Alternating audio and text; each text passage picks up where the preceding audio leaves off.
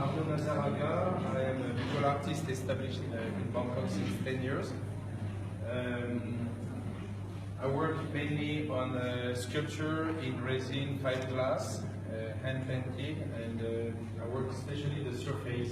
So today is a little bit technical, so I will speak about the techniques I developed in my art. Okay, when I started my life, professional life, I was an artist doing some molding and plaster and sculpting things. But mostly concentrate on the shape, but not really on the surface. So my work was really, let's say, yeah, the shape was, and the color of the piece was the main purpose of my work. But after that, I tried to consider my life with my family and trying to make some money with art, which is not really something easy at the beginning. So I worked for many different kind of work between. And the last job I had before I restarted my studio in Bangkok was working for a laboratory of research and development in tribology. Tribology is what? Is surface science. So I was working in this laboratory. I didn't know anything about this, but I worked with people who know about the surface science. And it was in King Mongkut University, North Bangkok. There is some people from King Mongkut University, not very near. So, and one day I realized that I could continue my work working on the surface. So I resigned and I opened my studio, and I started to work with my team on the same sculptures, but with colors and with the surface. So I work a lot on the surface. And so I sold one piece very famous, maybe most of you know it. It's on Ceylon Road in Pumanji, Hotel Pumanji, in the lobby. There is a big sumo in the lobby. And one day a guy saw it, and he found my name and came to my studio. And he told me he would like to make one sculpture for the visual impaired. And the idea was for me, it was my first teacher.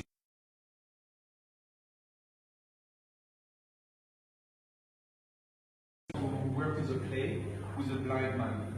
And the guy came to see me and said, we would like to, he was a general secretary of the foundation of Antoine de Saint-Exupéry for the youth.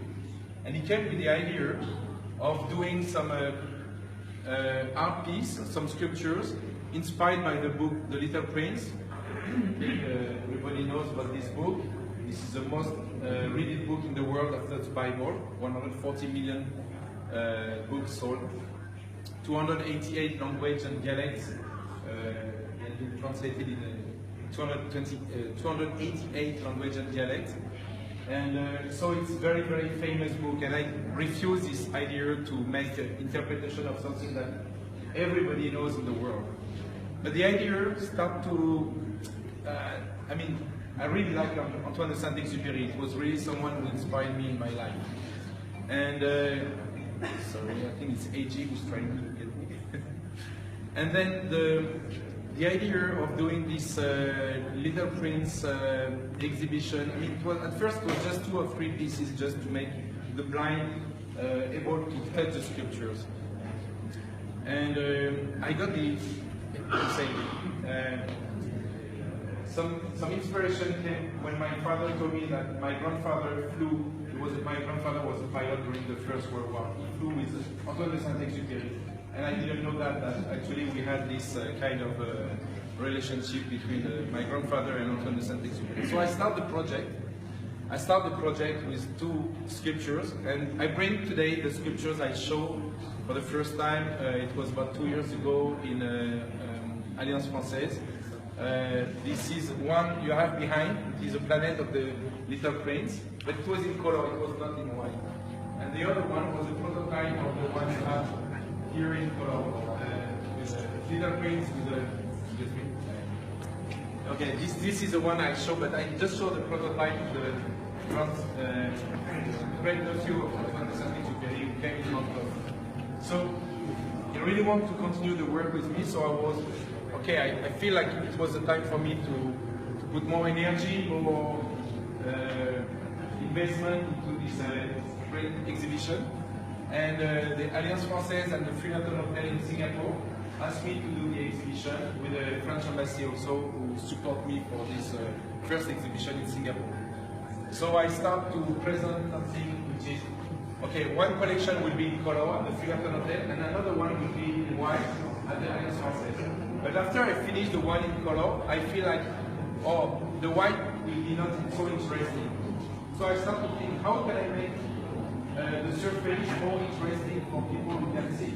Okay, the blind, they will not, maybe, they will not feel the difference. But some people are not totally blind, they are just visually impaired. But they can distinguish some shade or some color or something like this. Oh. So I went to the Louvre and I went to the one special gallery dedicated for the visually impaired.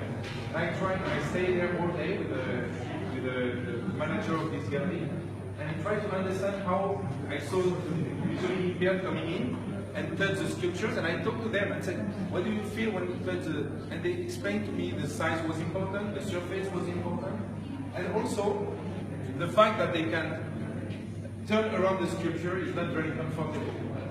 So that's why I create a sculpture here, which is on an axle, and then you can turn the sculpture. You don't need to turn around the sculpture. And the size also was important because the blind people need to touch the sculptures entirely. Not just. I mean, if you have the sculptures 2 meters high, it's complicated for them to remember what was the shape at the beginning. So it takes time for them to remember this. And the surface was very important. They need the surface very smooth, very sensual. And this is what I did with the lacquer I do. A piece like this, we have about 12 layers of lacquer, and it's polished by hand. It takes a month to make a piece like this. I mean, 2 months to make a piece like this, but now I have the mortar, and we later. So for tonight, I start this piece, but we work about 1 month on it, and but 5 people work on it. So it's a very long process to make. So when it was white, it was not so interesting. So I tried to think, how can I make it more interesting? So I contacted one of my friends in the laboratory I worked for before, and now he's working for Essilor, and I said, do you have some optical agent that can make it fluorescent? I can mix with my paint and my lacquer to make it fluorescent. And he said, yeah, I have some. Okay, so I took those samples and I tried to work 2 months mixing my paint and my lacquer to make it fluorescent. So after I have to find the LED UV, ultraviolet. So this was not very common. In Thailand does not exist, so I have to find it in China. And we start to make it, to find a way to make it fluorescent. Then after, of course, the gallery got to make it black and dark. So it was another challenge for the gallery, that they have to paint all the floor, the ceiling, the wall in black, and then we make it. Then we showed this for the first time, and it was very nice that, okay, we have a sound system also inside. Okay, I forgot this point, this is very important. Today, I didn't bring the sound system, but, I mean, I have a sound system now, but we have a motion detector. That means when the blind arrive on the sculpture, when they start to touch the sculpture, there is a motion detector, and this starts the story of the little prince at the same time. So there is some sound system inside that makes the sound on the sculptures. Okay, so we show this in Singapore, in Hong Kong, and now the 2 collections are now in a museum in Korea, and for 5 months. So I would like to show you the video of how it does look like.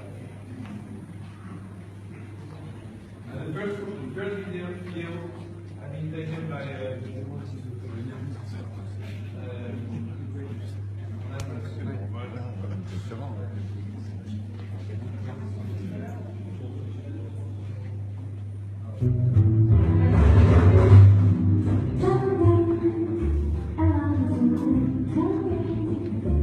so we work also with the company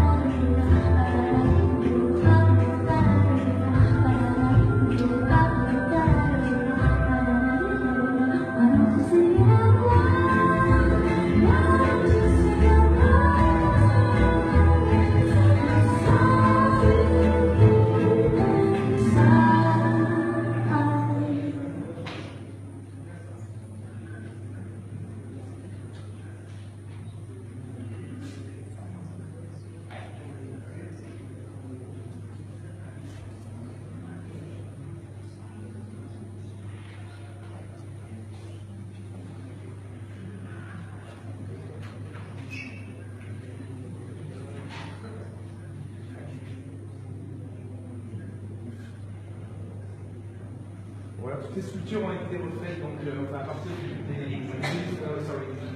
all the sculpture that been done inspired by the book, the illustration of the book.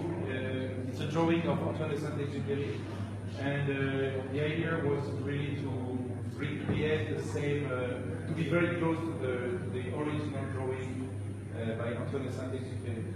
So all the sculptures can be touched, and people can just stay fixed and just turn the sculptures and touch it. So here you have the sculptures, and then you are allowed to touch it, and not turning it too fast, please, and you can enjoy it. Thank you very much.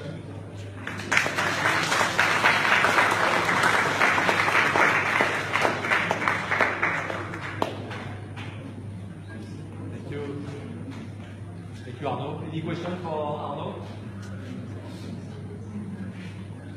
No, it's clear. Now I want to introduce the good clip.